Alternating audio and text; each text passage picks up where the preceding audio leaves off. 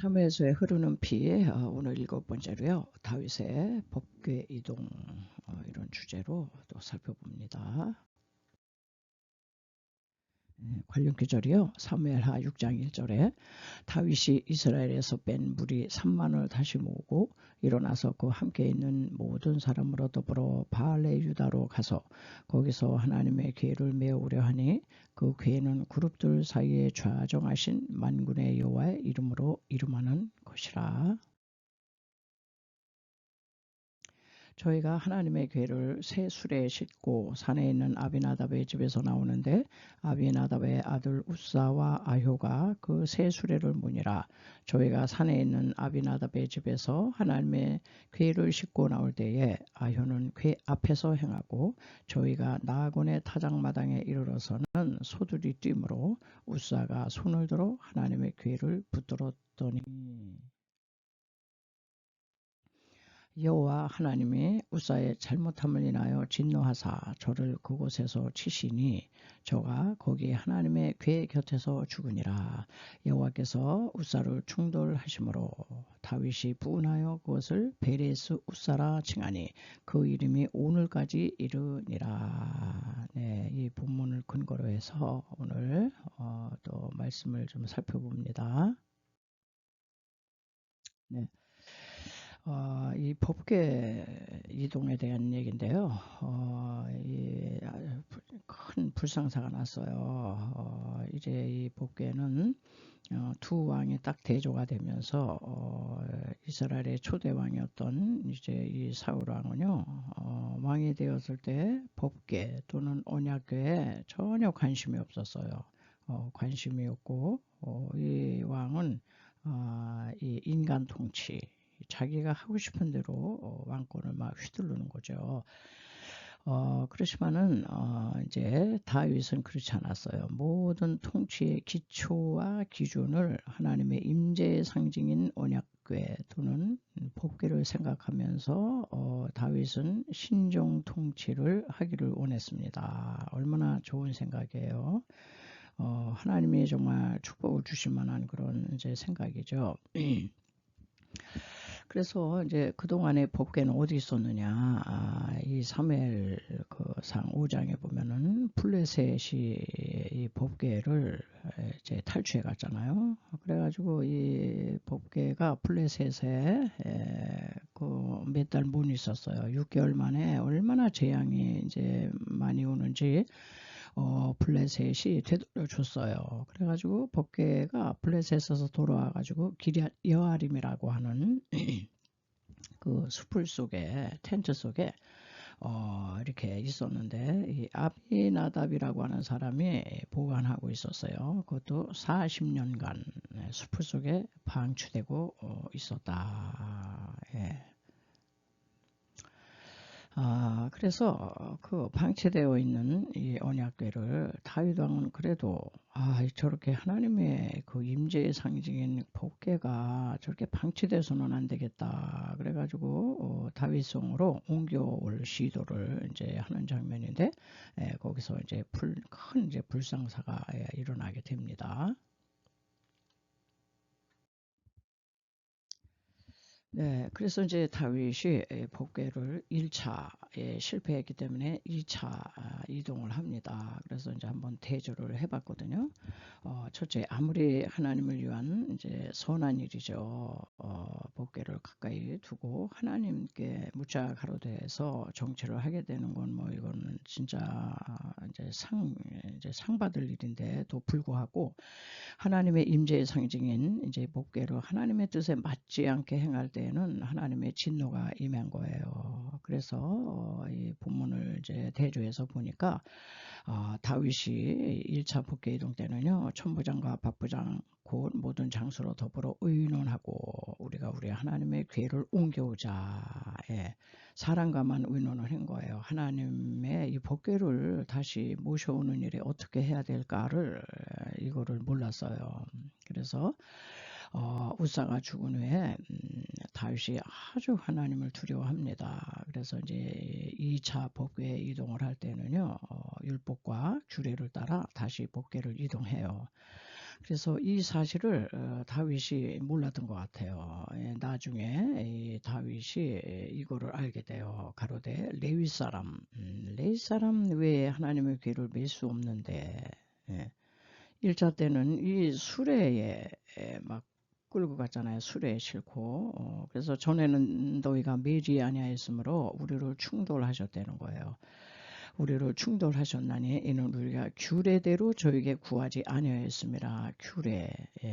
아무리 하나님 기뻐하시는 일이라도 하나님의 뜻을 묻자가로 대해서 하나님의 뜻대로 하지 않으면 그건 아웃이에요.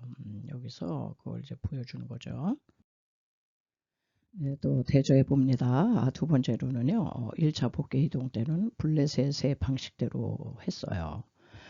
블레셋은 새 수레의 소가 끌고 갔잖아요. 법궤를.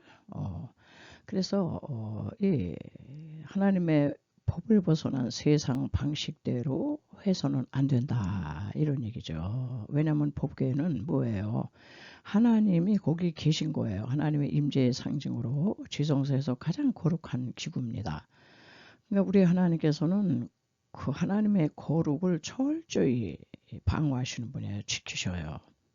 그래가지고 그 민수기에서 가데스반에 왔을 때 무리바 물사건이 나타나잖아요. 물이 없다고 그냥 백성이 아우성을 칠 때 모세가 지팡이로 반석에게 명하라 말하면 나온다 그랬는데 얼마나 화가 났는지 여기서 반석을 2번 땅땅 칩니다. 그러니까 하나님이 그때 나의 거룩함을 너가 훼손시켰기 때문에 너는 가나안 땅 바라보기만 하면 못 들어간다 이렇게 하실 정도예요. 자, 그래서 1차 복귀 이동은 블레셋 곧 하나님이 없는 세상 방식대로 이거를 취급한 거예요. 그럴 땐 이거는 하나님의 이제 진노감이라는 거죠. 자, 그래서 이거를 이제 그 우사가 죽음으로써 이거를 이제 깨닫고 이제는 율법과 규례를 살펴보니까 이거는 이렇게 해서는 안 되는 거였어요. 율법과 규례를 따라서 다시 법궤를 이동합니다. 제가 이 사진을 갖고 왔는데요. 이 사람이 어깨에 이게 퍼런 게 이게 법궤예요. 청색 보자기로 쌌죠. 4명의 레위인이 앞에 둘, 뒤에 둘 이렇게 해가지고 어깨에 매야 되는 거예요. 근데 이 법궤가 보통 무거운 게 아니죠. 법궤 안에는 십계명 2돌판이 들어있고 만나 항아리가 있고 아론의 쌍난 지팡이가 있어요. 이 안에는. 그리고 이 법궤 언약궤에는 뭘로 만들었느냐, 조각목에다가 금을 입혔어요. 그래가지고 이게 이제 황금 박스거든요. 그래서 매우 무거워. 무거운 데다가 사람 넷이 한맘 한뜻 보폭이 같아야 돼요. 어떤 사람 빨리 가려고 한 사람은 느려 터지고 그러면 안 돼. 보폭과 호흡을 맞추어야 하는 아주 이 불편함. 그러니까 세상 방식대로 하면 수레에 뭐 이거를 싣고 가니까 뭐 맞추고 자시고 할 게 없어요. 그런데 이런 방식대로 해야지 1차 법궤 이동 때는 이렇게 세상 방식, 블레셋, 세상 방식. 우리가 오늘날 하나님 선교도요.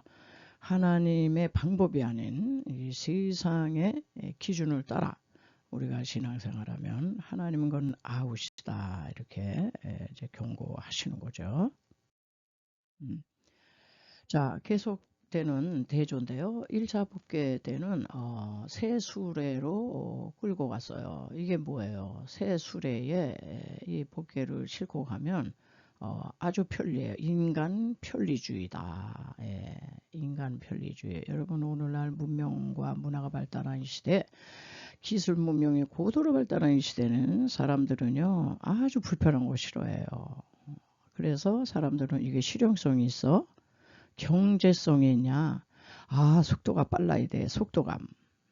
이런 걸로 그 고대 다윗은 1차 법궤 이동을 이런 식으로 했다 이런 얘기죠. 그래서 하나님의 임재를 인간의 의무로 막 조정하는 거예요. 끌고 가려고.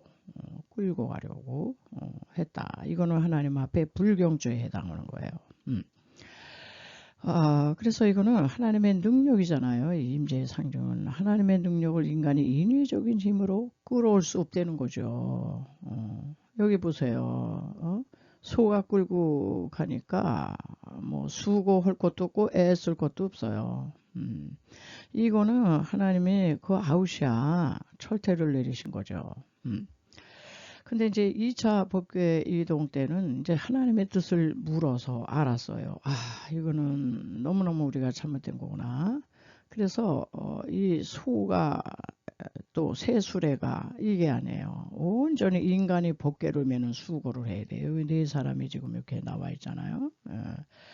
레위인이. 그래서 새 수레가 아닌 레위인이 조를 짜가지고 앞과 뒤에서 어깨에 메고 이동했다. 그러니까 우리 하나님이 받으시는 그 하나님의 그 일은 뭐냐, 인간이 수고해라 이런 얘기예요. 그렇게 땀도 안 흘리고 편안하게 수고와 땀을 흘릴 때 하나님의 임재가 그곳에 함께 한다는 거예요. 여러분, 우리는 하나님의 임재를 굉장히 갈망하잖아요.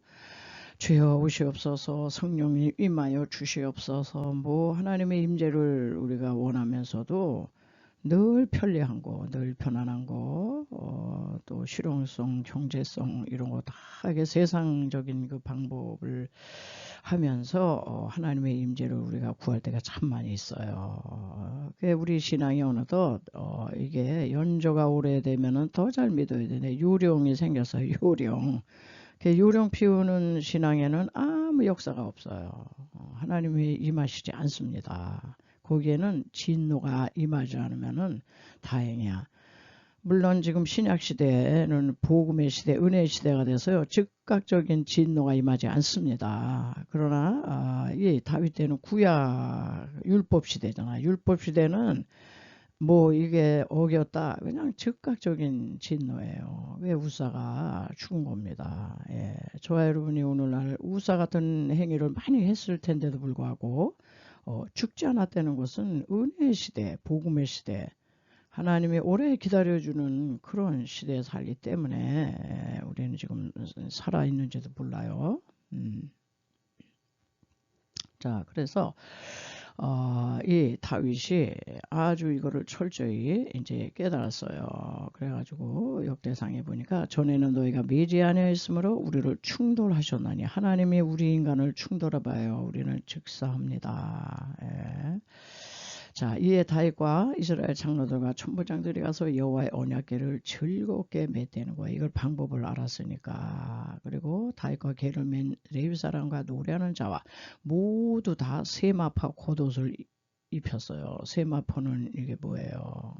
아주 정결하고 깨끗한 그런 사람이 입는 거고, 다윗은 배에봇을 입었다. 회개하는 마음으로, 배에봇은요 회개하는 마음으로 다 두렵고 떨림으로 이 궤를 이제는 하나님의 법도로 맸다. 이제 이런 뜻이 이제 함축되어 있는 거죠.